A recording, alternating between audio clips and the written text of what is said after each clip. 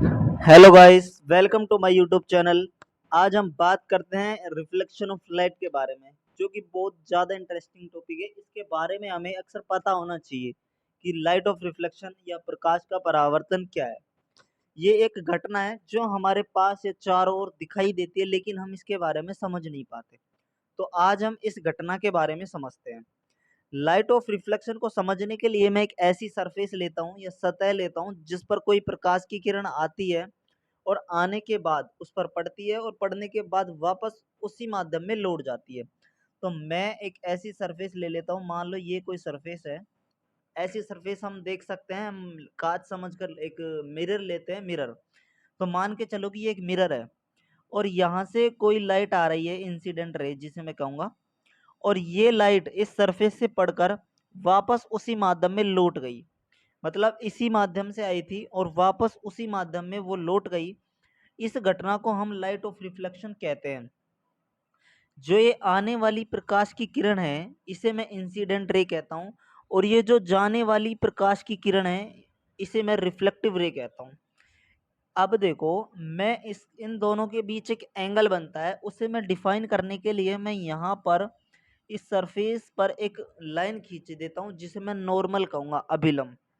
अब अभिलंब और इंसिडेंट रे, अभिलंब है ये नॉर्मल, इसे एन से लिख रहा हूँ, नॉर्मल, और आई इंसिडेंट रे। आई हो गया हमारे पास इंसिडेंट रे, आने वाली प्रकाश की किरण, और आर हमारे पास रिफ्लेक्टिव रे है। अब देखो, इंसिडेंट रे और नॉर्मल के साथ जो कोण एंगल बनता है, कोण बनता है, उसे मैं कोण आई से लिख रहा हूँ, और नॉर्मल एवं रिफ्लेक्टिव रे के साथ जो एंगल बनेगा उसे मैं कोण आर से लिख रहा हूँ। और ये जो पूरी प्रोसेस है, इसे ही हम लाइट ऑफ रिफ्लेक्शन कहते हैं। इसका एग्जाम और हम इसे अच्छे डायग्राम से समझते हैं। अब जैसा कि हमें एक चित्र में दिख रहा है कि हमारे पास ये एक मिरर है, और मिरर, ये एक मिरर है जो ग्रीन कलर का इसमें दर्शाया गया है। तो इस मिरर पर एक इंसिडेंट रे आ रही है। ये इंसिडेंट रे इस मिरर पर पड़ने के बाद वापस रिफ्लेक्ट हो रही है, ये जैसे रिफ्लेक्ट हो गई। अब एक नॉर्मल खींचा है हमने, ये नॉर्मल हमारे पास है, ये रहा, और ये कोण आई है और ये कोण आर है। इंसिडेंट एंगल, रिफ्लेक्टिव एंगल, कोण आर, ये होता है लाइट ऑफ रिफ्लेक्शन। इसका नियम समझते हैं। नियम ये है कि इंसिडेंट एंगल कोण आई बराबर होता है कोण आर के। मतलब कि आपतन कोण आई और परावर्तन कोण आर की वैल्यू जो होती है वो बराबर होती है। जिस रे से ये इंसिडेंट रे जिस एंगल से इस दर्पण पर पड़ेगी, उसी एंगल से ये रिफ्लेक्ट या परावर्तित होगी। ये बताता है हमें परावर्तन का फर्स्ट लो, मतलब रिफ्लेक्शन ऑफ लो बताता है। ये होता है पहला लो। और दूसरा इसका नियम ये कहता है कि इंसिडेंट रे जो ये है, रिफ्लेक्टिव रे जो ये है, और अभिलंब ये नॉर्मल जो मैंने खींचा है, ये तीनों एक ही सरफेस पर होते हैं। ये हमारा बताता है सेकंड लॉ। आई होप आपको फर्स्ट लॉ और सेकंड लॉ समझ आया होगा।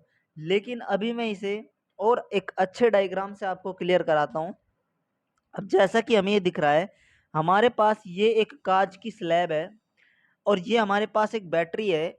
इस बैटरी से मैंने इस कांच की स्लैब पर लाइट डालता हूँ। ये जो लाइट मैंने डाली है, इस लाइट को मैं कहता हूँ इंसिडेंट रे।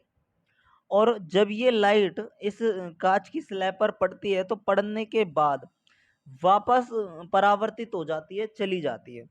तो इसे मैं कहता हूँ रिफ्लेक्टिव रे। और इस व्यक्ति जो ये देख रहा है, उसे ये आपतित आने जो परावर्तित किरण हुई है वो इसे दिख रही है।